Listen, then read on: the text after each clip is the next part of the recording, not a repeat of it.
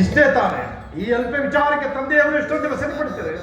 ನಾನು ಯಾರು, ಭರತನ ಯಾರು, ನಾವೀಗಲೂ ಸಹೋದರರಲ್ಲಿ ಶತಕೋಟಿ ರಾಜನಾಗ ಈ ನೆಲವನ್ನು ಇಂದಿನವರಂತೆ ನಾವು ಒಂದಿನ ಬಿಟ್ಟು ಹೋಗಲು ತಾಯಿ. ಈ ಅಚಾಶ್ವತವಾದ ರಾಜ್ಯಭಾರವನ್ನು ಯಾರಾಳಿದರೆ ತಾಯಿ. ನಿನ್ನ ಏಕೆಂತ ಜನರಿಗೆ ರಾಜ ನಾನು ಇನ್ನು ನಿಮ್ಮ ಎರಡನೇ ವರವಾದ ಯಾರು ತಾಯಿ. ನೀನು ನಾರಮಣಿಗಳೊಂದು ಜಟಾವಲ್ಕರ ಧಾರಿಯಾಗಿ ಮುನಿವೃತ್ತಿಯಿಂದ ಪುರಪ್ರವೇಶವಿಲ್ಲದೆ 14 ವರ್ಷಗಳ ಕಾಲ ವನವಾಸಕ್ಕೆ ಹೋಗಬೇಕು. ಅಮ್ಮ, ನನ್ನ ಮೇಲೆ ನಿನಗೆ ಎಷ್ಟೊಂದು ಪ್ರೀತಿ ತಾಯಿ.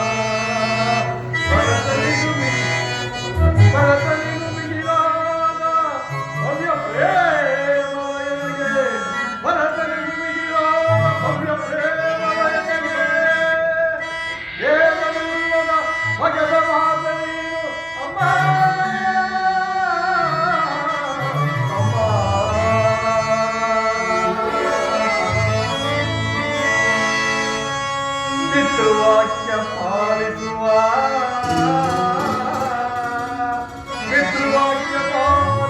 ಪುತ್ರರಷ್ಟರೊಳಗೆ ಅವರ ಕೀರ್ತಿಯನ್ನು ಕೊಡಿಸಿದ ಮಾದರಿಯ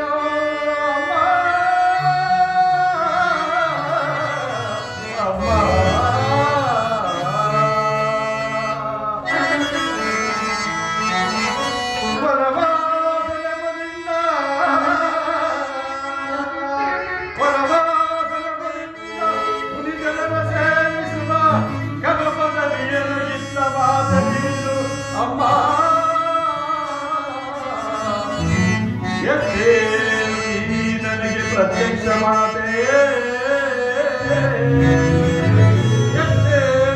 ನನಗೆ ಪ್ರತ್ಯಕ್ಷ ಮಾತೆ ಹೆಚ್ಚಿನ ಮುಂದೆ ಹೋದೆ ಎಚ್ಚರಿಸು ಬಿಡಲನ್ನ ನಮಿಸಿಕೋ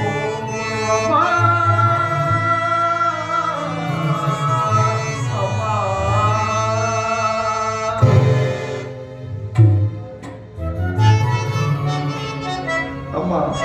ಅತಿ ಸುಖಕರವಾದ ಅರಣ್ಯವಾಸವನ್ನು ನನಗೆ ನೇಮಿಸಿ ಎನ್ನನ್ನು ಜಾಗ ಭರತನಿಗೆ ದುಸ್ತಾರವಾದ ರಾಜ್ಯಭಾರ ವಹಿಸಿಕೊಂಡು ಅರಣ್ಯದಲ್ಲಿ ಅನೇಕ ಮುಂಜಿನ ಸೇವೆ ಕಾರ್ಯವನ್ನು ಕಲ್ಪಿಸಿ ನನ್ನ ಜನ್ಮವನ್ನು ಸಾರ್ಥಕ ಇದರಿಂದ ತಿಳಿಯುವುದು ಆ ಭರತನಿಗಿಂತ ನನ್ನ ಮೇಲೆ ನಿನಗೆ ಅಧಿಕವಾದ ಪ್ರೀತಿ ಇರುವುದು ಆಗಲ್ಲಮ್ಮ.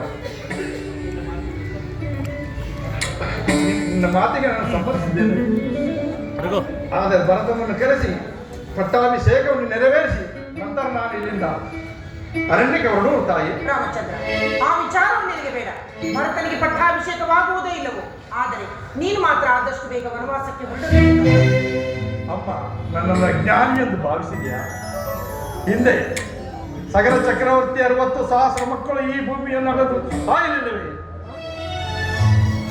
ಸೂರ್ಯವಂಶದ ಅರಸರು ಎಲ್ಲಿಯಾದರೂ ಕೊಟ್ಟ ಮಾತಿಗೆ ತಪ್ಪಿರುವುದಿಲ್ಲ ತಾಯಿ. ಅಮ್ಮ, ನನ್ನ ಅರಣ್ಯವಾಸದ ವಿಚಾರವನ್ನು ಮಾತೇರಾದ ಕೌಶಲ್ಯ ಸುಮಿತ್ರಾ ದೇವಿ ನನ್ನ ಜಾನಕಿಗೂ ಎನ್ನಲಿದ ಲಕ್ಷ್ಮಿ ತಿಳಿಸಿ ಪುನಃ ಇಲ್ಲಿ ಬಂದ ಅರಣ್ಯಕ್ಕೆ ಹೋಗುತ್ತಾ ಜನಕ ಶಾಂತರಾಗಿಸಿದರು. ನಿಮ್ಮ ಆಜ್ಞೆಯನ್ನು ಪಾಲಿಸಲು ನಿಮ್ಮ ಮಗನಾದ ನಾನು ಸಿದ್ಧನಿರುವಾಗ ನೀವೇಗ ಚಿಂತಿಸಿದ್ರಿ. ಶಾಂತರಾಗಿ ತಂದೆ, ಶಾಂತರಾಗಿ ತಂದೆ.